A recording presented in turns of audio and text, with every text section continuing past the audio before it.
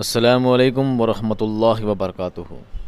अज़ीज़ तलबा, मैं मोहम्मद शहज़ाद ख़ान आप सभी का अपने इस चैनल एसके एजुकेशन में खैर मकदम करता हूँ। आप तमाम ही का दिल से इस्तकबाल करता हूँ। उम्मीद करता हूँ आप सभी खैर आफ़ियत से होंगे और इस उम्मीद के साथ कि अल्लाह ताला आपको खैर व आफ़ियत वाली खुश व खुर्रम वाली ज़िंदगी अता फ़रमाए। अज़ीज़ तलबा, आज हम जो आपके सामने सबक लेकर आए हैं, ये सबक है सबक नंबर 19। ये सबक एक नज़्म है और इस नज़्म को लिखने वाले हैं मोहम्मद इकबाल यानी अल्लामा इकबाल। अल्लामा इकबाल के नाम से आप सभी मौसूफ़ होंगे। ये कोई नया नाम नहीं है और ये कोई अनजाना सा नाम नहीं है जिसे कोई नहीं जानता। अल्लामा इकबाल को नज़्म गोई में जो महारत हासिल है, आपने नज़्म गोई में जो कमालात हासिल किए हैं, आपने जो दर्जा हासिल किया है, वो दर्जे पर आज तक कोई फाइज़ नहीं हो पाया है। उस दर्जे तक आज तक कोई पहुंच नहीं पाया है। आपने इतनी कमाल वाली, इतनी ज़बरदस्त आपने नज़में लिखी है। आज जो आपका चैप्टर है ये भी एक नज़म है। अब नज़म किसे कहते हैं, इसके लिए हम एक अलग से वीडियो बना चुके हैं। आप प्लेलिस्ट में जाकर नज़म वाला वीडियो देख सकते हैं। उसमें नज़म की ख़ुसूसियतें और नज़म की किस्में सभी चीज़ें उस वीडियो में मुख्तसर और तवील दोनों ही तरीके से आपको समझाई गई है। आज जो आपका चैप्टर है वो है नज़्म। इस नज़्म में अल्लामा इकबाल क्या फ़रमाते हैं, अल्लामा इकबाल ने इसमें क्या सीख दी है, क्या समझ दी है, क्या आपके लिए मैसेज दिया है, उन बातों को समझेंगे। उससे पहले हम एक बार अल्लामा इकबाल के मुख्तसर तारुफ़ को पढ़ेंगे, उसके बाद ये आज की नज़्म पढ़ेंगे। तो आइए चलते हैं हम हमारी सबक की जानिब। मोहम्मद इकबाल 1877 ता 1938।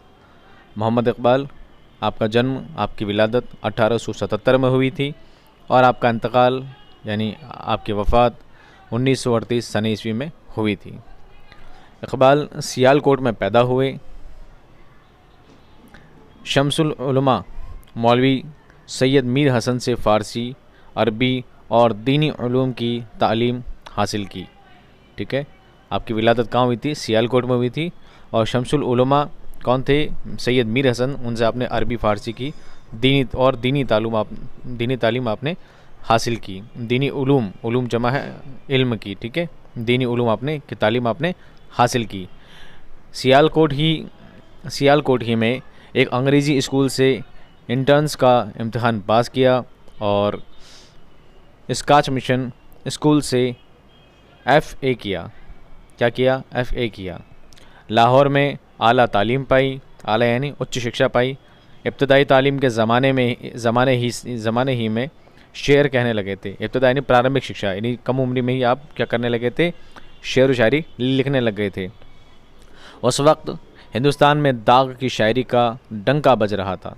दाग, इनका तखल्लुस है, दाग दहलवी जो बहुत ही मशहूर शायर हैं। उस वक्त जिस ज़माने में आप इब्तदाई शायरियाँ लिखते थे, उस ज़माने दाग का क्या था? डंका बजता था, यानी उनकी शायरियों को बहुत ही ज़्यादा मशहूरियत मिल चुकी थी।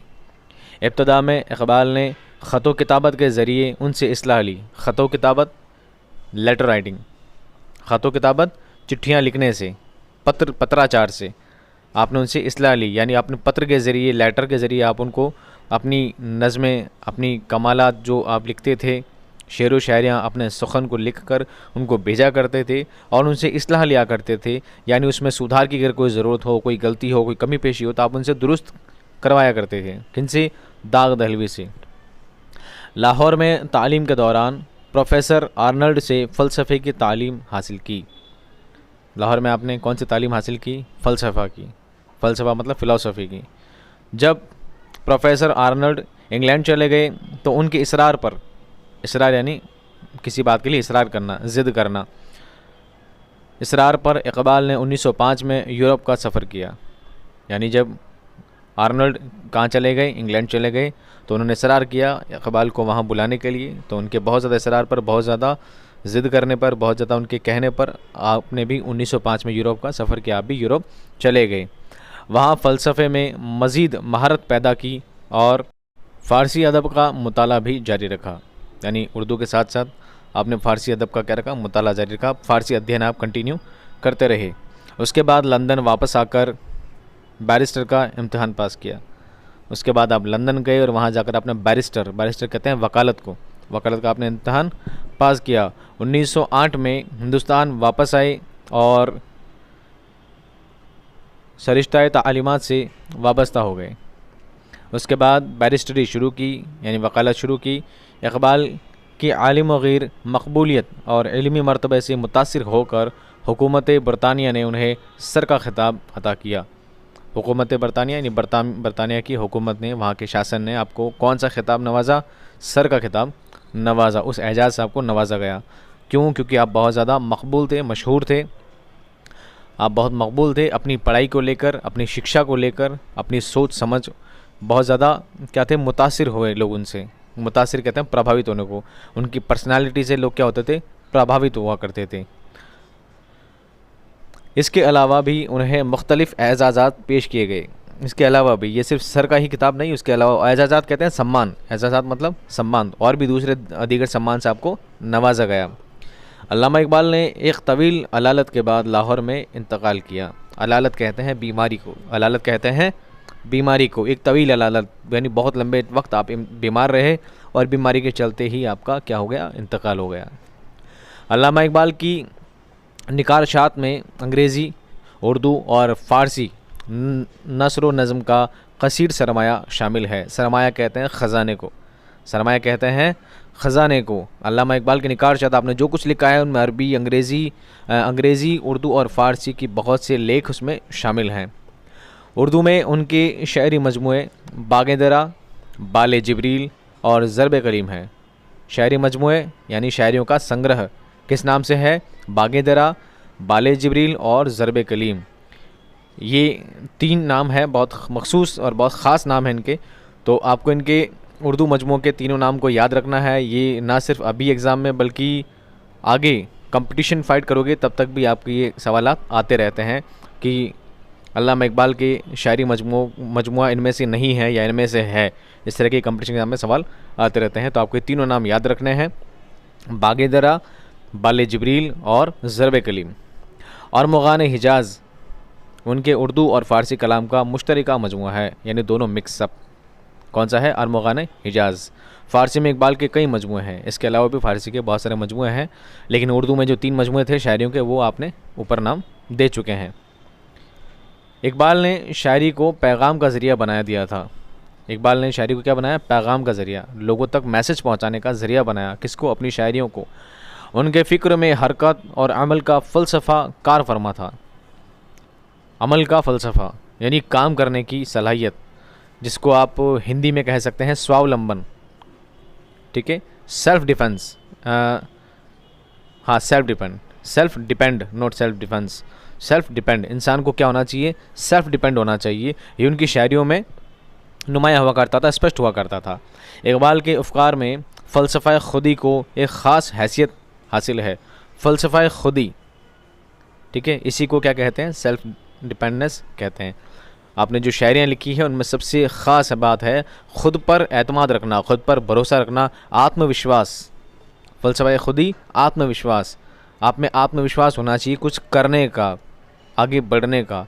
इंसान को अपने आत्मविश्वास से कभी हटना नहीं चाहिए। आपने कॉन्फिडेंस बहुत ही ज़्यादा अच्छे लेवल का होना चाहिए। ये बात इकबाल ने अपनी गज़लों में, नज़मों में, अपने तमाम लेखन में ये बात बार बार वाज़े की है। तो ये उनकी खुद फ़लसफ़ा खुदी, ये जो आत्मविश्वास का, कॉन्फिडेंस की जो बात थी, आपने सभी जगह स्पष्ट की है। इकबाल की मजहबी फ़िक्र भी उनकी शायरी का अहम जुज़ है। मजहबी फ़िक्र धर्म को लेकर, धर्मों के आडंबरों को लेकर और धर्म की अच्छाइयों को लेकर जो फ़िक्र हुआ करती है, एक सोच हुआ करती है, उन धर्मों के आडंबरों को दूर करना, उन धर्म में फैली हुई बुरी बातों को, कुरीतियों को दूर करना, धर्म को एक अच्छे लेवल से समझना, धर्म को उस ढंग से फॉलो करना, ये बात भी आपकी नज़मों में शामिल रही हैं। मगरिबी की ज़हनी ग़ुलामी और मगरिब की ज़हनी ग़ुलामी से आज़ादी के ख़यालात उनके यहाँ नुमाया हैं। मगरिबी यानी पश्चिमी सभ्यताओं से हमारा जहन जिस तरह ग़ुलाम होता जा रहा है, उन बातों को भी दूर करना, हमारे जहन से निकालना, ये बातें भी आपकी नज़मों में, आपके लेखन में, आपके हर फ़न में बार बार शो होती है, नुमाया होती है। ठीक है, ये था अल्लामा इकबाल का मुख्तसर तारुफ़। वैसे आपका तारुफ़ ना भी किया जाए तो हर शख्स उनकी उनकी हैसियत से, उनके वक़ार से, उनकी हर बात से हर इंसान का नाम जानता है और उनको अच्छी तरह समझता है कि अल्लामा इकबाल किस शख्सियत का नाम है। और अगर मैं यहाँ मुख्तसर तारुफ़ अगर 2 पेज में ख़त्म कर देता हूँ तो ये भी बहुत कम है उनके लिए। अल्लामा इकबाल बहुत ही अज़ीम हस्ती हुए हैं। आइए अब हम पढ़ते हैं आज की उनकी नज़्म। इससे पहले आप नज़्म वाला वीडियो एक बार देख लीजिएगा ताकि आपको नज़्म किसे कहते हैं और नज़्म की सारी किस्में वगैरह आपको पहले पता लग जाए ताकि आपको नज़्म पढ़ने में आसानी हो। आइए शुरू करते हैं आज की नज़्म। जैसा कि हमने पिछले वीडियोज़ में बताया था कि नज़्म का एक क्या होता है, मरकज़ी ख़याल हुआ करता है। एक मरकज़ी ख़याल होता है, उसके इर्द गिर्द ही पूरी नज़्म का ताना बाना बुना जाता है। हर नज़्म का एक टाइटल हुआ करता है, एक नाम हुआ करता है और वो नज़्म पूरी उस टाइटल के ऊपर उस ही बेस्ड हुआ करती है, उस पर ही लिखी जाती है। जबकि गज़ल में क्या होता है, 2-2 मिसरों का जो शेर हुआ करता है, हर शेर अपना आप में एक मुकम्मल बात कह चुका होता है। गज़ल का हर शेर अपना आप में मुकम्मल होता है, जबकि नज़्म में ऐसा नहीं होता है। जितनी तवील नज़्म होती जाती है धीरे धीरे धीरे वो और ज़्यादा अपना असर छोड़ती जाती है। छोटी नज़मों में ये बात नज़र नहीं आती है। छोटी नज़में अपने आप में बहुत मौसर होती है। कुछ ही लाइनें, चंद लाइनें ही आपको बहुत ज़्यादा प्रभावित कर दिया करती हैं। यहाँ भी एक छोटी सी नज़्म आपको दी गई है।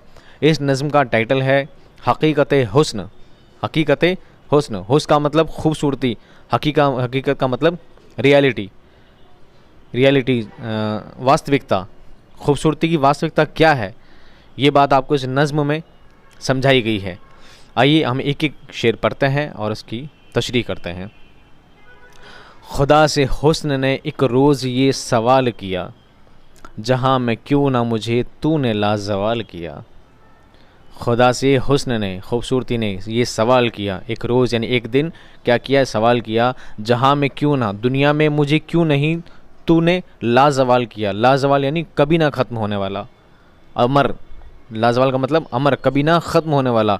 कि तूने मुझे दुनिया में बनाया, दुनिया में पैदा किया, लेकिन तूने ऐसा क्यों नहीं बनाया कि मैं हमेशा के लिए अमर हो जाऊं। तूने मुझे ऐसा क्यों नहीं बनाया। ये सवाल कौन करता है? हुस्न खुदा से ये सवाल करता है। मिला जवाब की तस्वीर खाना है दुनिया, शबे दराज अदम का न फसाना है दुनिया। मिला जवाब यानी हुस्न ने सवाल किससे किया? खुदा से। तो खुदा ने क्या दिया? जवाब दिया। तो मिला जवाब की तस्वीर खाना है दुनिया। तस्वीर खाना किसे कहते हैं? तस्वीर मतलब फ़ोटो, खाना मतलब रखने की जगह। तो तस्वीर खाना मतलब एक आर्ट गैलरी, एक फ़ोटो की गैलरी है। दुनिया का एक फ़ोटो की गैलरी है, एक एल्बम है।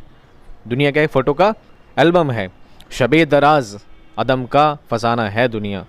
शबे दराज, शब यानी रात, शब यानी रात, दराज यानी लंबा, लंबी। तो शबे दराज यानी बहुत लंबी रात। अदम का फसाना, अदम का फसाना ख़त्म हो जाने वाला। झूठी, फसाना कहते हैं झूठी बात को, फसाना कहते हैं काल्पनिक बात को, मनगढ़ंत बात को या झूठी बात को। तो शबे दराज अदम का फसाना है दुनिया। दुनिया तो एक तस्वीर खाना है, दुनिया तो एक एल्बम है।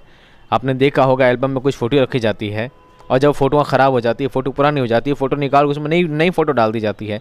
तो दुनिया का हाल भी यही है। दुनिया में तरह तरह के लोग आते रहते हैं और बार बार दुनिया तो वैसी ही चलती रहती है। यानी एल्बम हमेशा वैसे ही रहता है, बस फ़ोटोज़ बार बार चेंज होती रहती है। उसी तरह दुनिया भी क्या है? एक झूठी बात है, एक लंबी रात है और वो भी क्या है? झूठी है।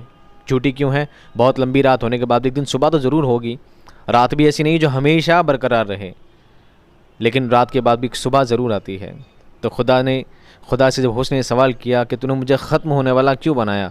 अगर तूने मुझे हुस्न दिया है, तूने हुस्न पैदा किया है, हुस्न को बनाया है, तो तू ऐसा बनाता कि दुनिया तक हुस्न हमेशा लाजवाल देता, बरकरार रहता। लेकिन ये हुस्न एक दिन ख़त्म क्यों हो जाता है?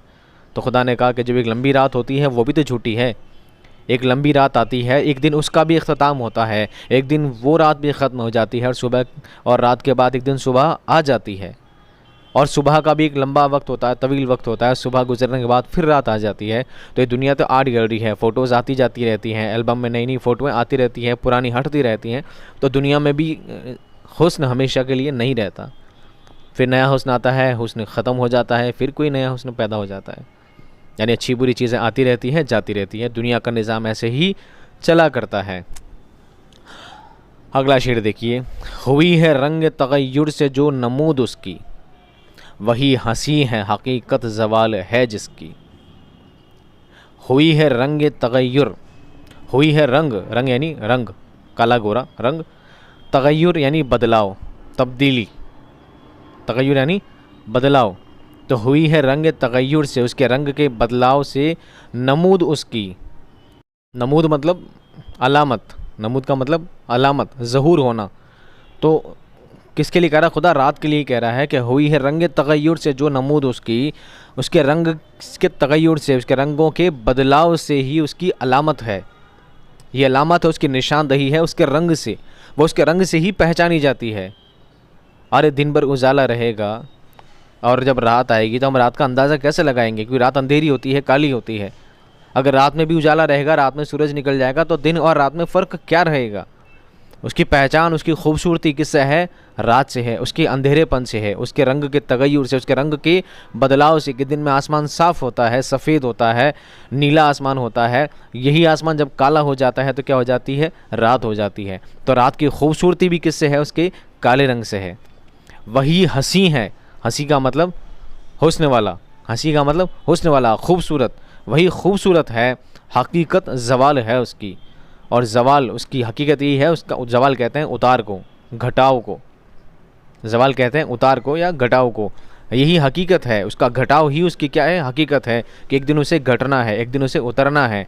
और यही उसकी खूबसूरती है कि जिस तरह धीरे धीरे धीरे रात होती है, जिस तरह शाम को सुबह का आसमान सफ़ेद होता है, नीला होता होता है, शाम को पीला होता हुआ धीरे धीरे अंधेरे की ओर जाता है और एक दिन रात हो जाती है। यही उसकी खूबसूरती है। और धीरे वही रात धीरे ढलती ढलती जब सुबह होती है तो सुबह हल्का सा उजाला होता है, फिर वो उजाला पौ फटती है, उसके बाद सूरज बहुत ज़्यादा रोशनी कर देता है और धीरे धीरे रात चली जाती है। यही उसकी खूबसूरती है। सिर्फ इंसान के बढ़ने में ही उसकी खूबसूरती नहीं, इंसान के उतरने में भी उसकी खूबसूरती है। यही बात इसमें समझाना चाह रहे हैं। कहीं करीब था ये गुफ्तगू कमर ने सुनी, कहीं करीब था, करीब नहीं पास में ही था। जब हुस्न और खुदा जब आपस में ये बात कर रहे थे तो कहीं करीब था कि वहाँ कौन था? कमर पास में ही था। कमर, ये कमर वाला कमरा नहीं हो, पेट और कमर हाथ पाँव वाला कमर नहीं है। ये बड़े काफ से है कमर, बड़े काफ से है कमर, कमर का मतलब चाँद। तो जब ये बात चल रही थी, गुफ्तगू चल रही थी, कन्वर्जेशन, गुफ्तगू मतलब बातचीत चल रही थी, वार्तालाप चल रहा था, तो चाँद कौन था? पास में था। तो उसने ये बात सुन ली। खुदा ने हुस्न को समझा दिया था कि हुस्न तो कितना भी हसीन है लेकिन एक दिन तुझे ख़त्म होना ही है। ये बात खुदा हुस्न को समझा रहा था और ये बात चाँद ने सुन ली। फ़लक पे आम हुई, फ़लक यानी आसमान, फ़लक यानी आसमान पे ये बात आम हो गई, फैल गई। अख्तर सहर ने सुनी, कहीं करीब था ये गुफ्तगू कमर ने सुनी, फ़लक पे आम हुई अख्तर सहर ने सुनी। अख्तर कहते हैं सितारे को, अख्तर कहते हैं सितारे को, सहर कहते हैं सुबह को, सहर कहते हैं सुबह को। फ़लक पे आम हुई, ये बात चाँद ने सुनी, चाँद ने दूसरे को बोली, फिर उसने तीसरे को बोली और ये बात चलते चलते पूरे आसमान पर क्या हो गई? आम हो गई, ये बात फैल गई। और ये बात फैलते फैलते अख्तर सहर ने सुनी, सुबह के सितारे ने ये बात सुन ली और सब के सब रंजीदा हो गए, सब के सब गमीन हो गए कि ऐसा कैसे हो सकता है, ऐसा कैसे हो सकता है? खुदा ने हम सबको बनाया है और एक दिन सबको ख़त्म होना है। ये भी क्या दुनिया है, ये भी हमारी क्या किस्मत है कि एक दिन अल्लाह ताला ने हमें सब नेमतों से नवाजा है और एक दिन सब ख़त्म हो जाएगी। ये बात सुनकर अख्तर सहर भी क्या हो गया? सुबह का सितारा भी क्या हो गया? गमगीन हो गया। आगे देखिए, सहर ने तारे से सुनकर सुनाई शबनम को, फ़लक की बात बता दी ज़मी के महरम को। सहर ने यानी सुबह ने, सहर ने तारे से सुनकर, सुबह ने किससे बात सुनी? तारे से, सितारे से ये बात सुनी। क्या बात सुनी? कि एक दिन सब ख़त्म हो जाने वाला है। और ये बात सुनकर सुना दी शबनम को। शबनम किसे कहते हैं? सुबह के वक्त फूलों पर जो ओस की बूंदें आती है, जो फूल को और ज़्यादा खूबसूरत कर देती है। फूलों पर जो छोटी छोटी ओस की बूंदें हुआ करती है वो होती है शबनम। उसे क्या कहते हैं? ओस की बूंदों को शबनम कहा जाता है। तो सहर ने, सुबह ने बात सुनी किससे? सितारों से, तारों से ये बात सुनी। और किसे सुना दी ये बात? शबनम को, कि देख ले एक दिन तू भी है और एक दिन तेरा भी निज़ाम क्या होने वाला है? ख़त्म होने वाला है। और ये बात हमने खुदा से और हुस्न से बातचीत करते हुए हमने ये बात सुनी है कि एक दिन तू भी ख़त्म हो जाएगी। फ़लक की बात बता दी ज़मी के महरम को, फ़लक यानी आसमान की बात बता दी ज़मी के महरम, ज़मीन का महरम, महरम कहते हैं राजदार को, जो ज़मीन का राज रखता है, राजदार को ये बात बता दी। और राज की बात क्या थी, सभी को पता है। राज की बात ये थी कि एक दिन सब क्या होने वाला है, ख़त्म हो जाने वाला है। भर आए फूल के आंसू पयामे शबनम से, कली का नन्हा सा दिल खून हो गया गम से। भर आए फूल के आंसू पयामे शबनम से, फूल के भी आंसू आ गए, फूल के क्या हो गए, आंसू आ गए। पयाम शबनम से, पयाम नहीं पैगाम, उसका मैसेज, किसका मैसेज, शबनम का मैसेज। जब फूल ने सुना तो फूल के क्या आ गए, आंसू आ गए। फूल कितना खूबसूरत है, और फूल को भी ये बात जब पता लगी कि एक दिन हम भी ख़त्म हो जाएंगे, एक दिन हमारा हुस्न क्या हो जाएगा, ख़त्म हो जाएगा, एक दिन फूल भी मुरझा जाते हैं। फूल पहले कली होता है, कली से खूबसूरत लगता है, जब कली फूल बन जाती है तो और ज़्यादा खूबसूरत हो जाता है। फिर फूल खुशबू से महकता है और ज़्यादा खूबसूरत हो जाता है। लेकिन फूल हमेशा वैसा नहीं रहता है, एक दिन फूल मुरझा भी जाता है, यानी इतना खूबसूरत फूल भी एक दिन मुरझा जाता है, उसका निज़ाम भी एक दिन ख़त्म ही हो जाता है। तो ये बात सोच कर फूल को भी क्या आ गए, आंसू आ गए, वो गमगीन हो गया, रंजीदा हो गया। कली का नन्हा सा दिल खून हो गया गम से, कली का, फूल से पहले जब फूल बंद होता है तो क्या कहलाती है, कली कहलाती है। तो कली का दिल भी खून हो गया गम से, यानी कली का दिल भी मर गया कि यार मेरी इतनी खूबसूरती, मेरा हुस्न एक दिन क्या हो जाएगा, ख़त्म हो जाएगा। ये बात सोचकर उसका तो दिल खून से तर हो गया, यानी कट गया, वो मर गया उस बात को सोच कर, गम से रंजीदा हो गया। आखिरी शेर जिसमें पूरी बात को ध्यान से समझाई गई है। चमन से रोता हुआ मौसम में बहार गया, शबाब सैर को आया था सो गवार गया। ठीक है, चमन से रोता हुआ, चमन यानी बगीचा, बाग, चमन यानी बगीचे से रोता हुआ चला गया। कौन चला गया, मौसम में बहार, बाहर का मौसम, रोता हुआ चला गया कि यार ये इतनी खूबसूरती, इतना हुस्न क्या काम का, एक दिन तो हम सबको ख़त्म हो जाना है, ये बाहर का मौसम भी क्या हो जाना है, एक दिन ख़त्म हो जाना है। और सब इस बात को सोच कर क्या हो गए, रंजीदा हो गए। शबाब सैर को आया था, वो बाहर का मौसम किस लिए आया था, शबाब की सैर करने। ठीक है, शबाब की सैर करना आया था। सो गवार गया, सो गवार होना यानी दुखी हो जाना, गमगीन हो जाना। बाहर का मौसम आया था खुशियाँ फैलाने के लिए, बाहर का मौसम आया था शबाब फैलाने के लिए, दुनिया में हुस्न फैलाने के लिए, दुनिया के मौसम को सुहाना करने के लिए बाहर का मौसम आया था, लेकिन वो भी रंजीदा होकर चला गया, गमगीन होकर चला गया। मोहम्मद इकबाल। देखो प्यारे बच्चों, इसमें नज़म कहने को तो 10-12 लाइंस की ही नज़म है, ज़्यादा बड़ी नहीं है, पर इसका जो मैसेज है वो बहुत बड़ा है। इसका जो मैसेज है, शायर ने जो बात समझाने की कोशिश की है वो बात बहुत बड़ी है। अब बात क्या है, ध्यान से समझिए। एग्ज़ाम में आ सकता है ये सवाल कि इस नज़म का, फ़लाँ नज़म का, इकबाल की नज़म हकीकत हुस्न का ख़ुलासा लिखिए। तो आपको ख़ुलासा भी लिखना है जो मैं आपको समझा रहा हूँ बोलकर।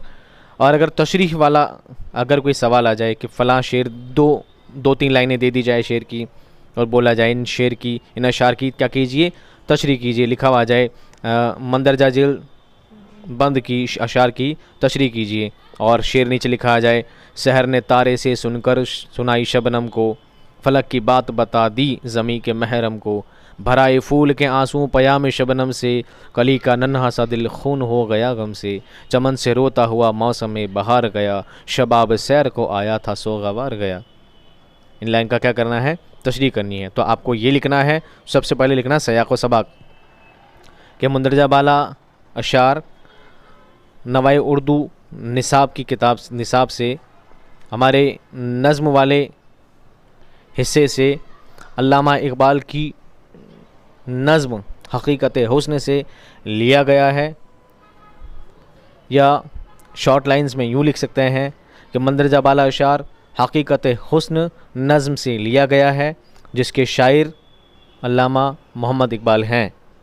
उसके बाद आप लिखेंगे तशरीह, और तशरीह में आप लिखेंगे इन अशार में शायर ने ये बात बताने की कोशिश की है, और जो बात बताने की कोशिश की है आपको अपनी ज़बान में ही उन बातों को समझाने की, कुछ लाइनों में बताने की कोशिश करनी है, समझाने की कोशिश करनी है।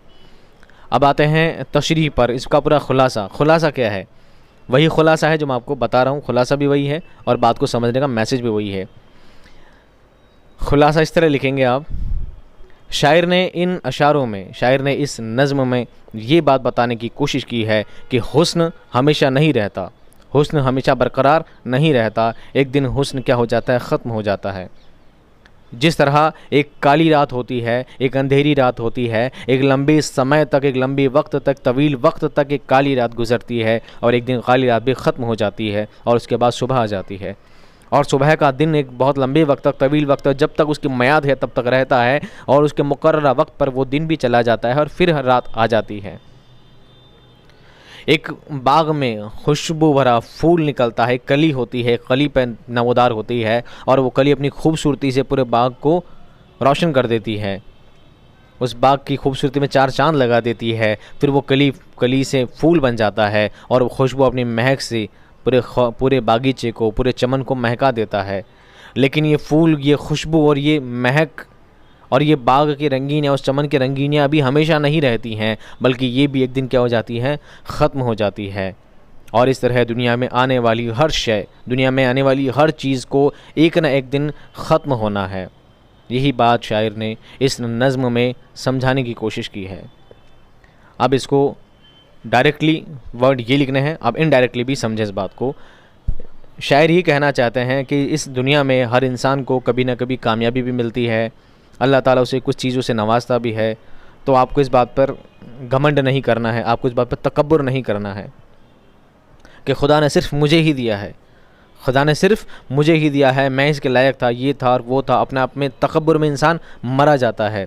पर असलियत ये नहीं है, असलियत ये नहीं है। आपको जो खुदा ने दिया है, आपको अगर खुदा ने कुछ अच्छाइयाँ दी हैं, अगर खुदा ने आपको कुछ नेमतों से नवाजा है, तो आपका फ़र्ज़ ऐन है कि आप उसका शुक्र करें, आप उसका शुक्र करें। और खुदा ने अगर आपको नेमत नहीं दी है, अगर आपकी ज़िंदगी तकलीफ़ों में, परेशानियों में गुज़र रही है, तो आपका फ़र्ज़ बनता है कि आप सब्र करें और सब्र से काम लें, क्योंकि अल्लाह ताला सिर्फ़ सब्र और शुक्र करने वाले बंदे को ही पसंद फरमाता है। तो आपका फ़र्ज़ बनता है कि मुसीबतों में, बुरे हालों में आप सब्र करें और अच्छे हालातों में सिर्फ़ शुक्र करें, बल्कि उस बात को ऐसा अड़ करना बैठ जाएं, इस बात पर तकब्बुर ना करें कि ये खुसूसियतें, ये ख़ासियतें, ये अल्लाह ताला की नेमतों से मैं नवाजा गया हूँ तो मैं बहुत बड़ी शख्सियत हूँ। आप बड़ी शख्सियत नहीं है। एक दिन हर इंसान का ख़ात्मा होता है। आपने देखा होगा, बड़े बड़े टीवी एक्टर होते हैं, बड़े नेता होते हैं, बड़े बड़े पॉलिटिशियंस होते हैं, बहुत बड़े क्रिकेटर होते हैं, इनका नाम होता है, दबदबा होता है, बहुत नाम कमाते हैं, दुनिया में बहुत शोहरत हासिल करते हैं। लेकिन क्या होता है, एक न एक दिन कोई मौत आ जाती है, एक न एक दिन को मौत आ जाती है। कोई इलेक्शन से फेल हो जाता है, किसी को वोट नहीं मिलते, वो इलेक्शन चुनाव से हार जाता है। कोई क्रिकेटर होता है तो क्रिकेटर को रिटायरमेंट लेना पड़ता है उसकी उम्र के दौरान। एक टीवी एक्टर होता है, एक फिल्म एक्टर होता है, अगर उसने इतनी शोहरत पाई है तो उसके बाद क्या होता है, जब वो बूढ़ा हो जाता है तो उससे फिल्मों से हटा दिया जाता है। यानी हर इंसान का, दुनिया के निज़ाम का एक दिन ख़त्म होना तय है। जिस तरह पूरी दुनिया को 7 दिनों में, पूरे 6 दिनों में पूरी दुनिया, पूरा ब्रह्मांड बनाया गया है, ये फलक, ये ज़मीन, ये आसमान सब बनाए गए हैं, तो अल्लाह ताला ने ये भी तय किया है कि एक दिन क़यामत आएगी और पूरी दुनिया फ़ना हो जाएगी। जब ये पूरी दुनिया ही फ़ना हो जाएगी तो इंसान इस तकब्बुर में क्यों कि मुझे जो शोहरत मिली है, मुझे जो नाम मिला है वो हमेशा रहेगा। नहीं, हमें जो कुछ मिला है एक दिन सब कुछ फ़ना होने वाला है, एक दिन सब कुछ ख़त्म होने वाला है। मैं ये नहीं कहता कि आप फ़ना होने वाली बात को सोच कर रंजीदा हो जाओ, रंजीदा होने की ज़रूरत नहीं है। आपको जो मिला है आप शुक्र करें उस रब्बुल इज़्ज़त का, आप शुक्र करें उस रब्बुल इज़्ज़त का जिसने आपको नेमतों से नवाजा है। ठीक है, आपको शुक्र करना है, क्योंकि जब तक है उसका अख्तियार है, जब तक है उस रब्बुल इज़्ज़त का इख्तियार है, वो आपको चाहे जब तक दे और जो जब चाहे वो आपसे वापस ले ले। व तो इज़्ज़ु मन तशा व तो ज़िल्लु मन तशा, बेशक इज़्ज़त देना, इज़्ज़त और ज़िल्लत देना किसके हाथ की बात है, अल्लाह ताला के हाथ की बात है। तो आपको सब्र करना है, शुक्र करना है अपनी नेमतों पे, अपनी ख़ासियतों पे, अपनी इज़्ज़तों पर जो आपको अल्लाह ताला ने नवाजी है, ना कि उस पर तकब्बुर करना है। क्योंकि जब सब फ़ना हो जाएगा, जब सब कुछ ख़त्म हो जाएगा तो फिर आपको शर्मिंदगी महसूस होगी, फिर आपको शर्मिंदगी महसूस होगी कि देखो मैं अपनी बड़ाई पर कितना बड़ाई मारता था, मैं अपनी खुसूसियतों, अपनी खासियतों पर कितना बड़ाई मारता था, इतना ज़्यादा फाटता था, और अब जाकर लोगों को देखो अब मैं उनसे नज़र मिलाने के काबिल भी नहीं हूँ। तो आप हमेशा आजिज़ी से पेश आइए, आप आजिज़ी से पेश आइए, आप तकब्बुर को छोड़िए। यही बात इस नज़्म में समझाने की कोशिश की है। उम्मीद करता हूँ आपको ये नज़्म समझ आई होगी, पसंद आई होगी। हम मिलेंगे आपसे अगले वीडियो में बहुत ही जल्द। अगर ये नज़्म आपको पसंद आई है तो आप प्लीज़ कमेंट भी करें, लाइक भी करें और अपने दोस्तों में शेयर भी करें। आप जितना ज़्यादा शेयर करेंगे मैं उतने ही ज़्यादा आपके लिए वीडियोस लाता रहूँगा। बहुत जल्द आपकी किताब मुकम्मल होने वाली है। इसके बाद आपके लिए ग्रामर पोर्शन यानी क़वाइद के भी सवालात और क़वाइद के वीडियोस भी आपके लिए बनाए जाएंगे। तब तक अपना ख्याल रखिए, खुश रहिए, आबाद रहिए। मिलते हैं अगले वीडियोस में, तब तक के लिए खुदा हाफ़िज़।